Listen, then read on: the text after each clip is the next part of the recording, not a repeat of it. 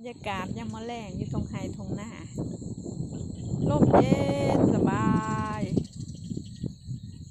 ตะเวนตกดินแล้วลงมาทงหน้า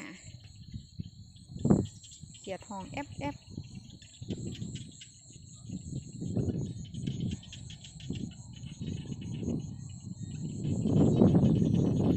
เดือนนี้เกิดกับ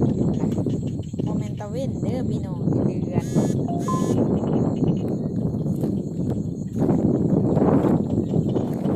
อันที่เห็นน้ำหลายๆนี่ก็คือน้ำฝนเน่น้ำโซลาร์เซลล์เน่น้ำโซลาร์ส่วนมากกับน้ำโซลาร์เซลล์ฝนมาตกตืมมันก็เลยหลายเพราะว่าเฮาไถปรับให้หน้าน้ำก็เลยหลายเนี่ยจักหน่อย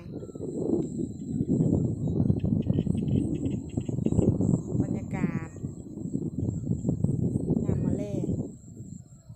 ลมเย็นสบายพี่น้องเย็นเลาะทงเลาะทายามมื้อแลง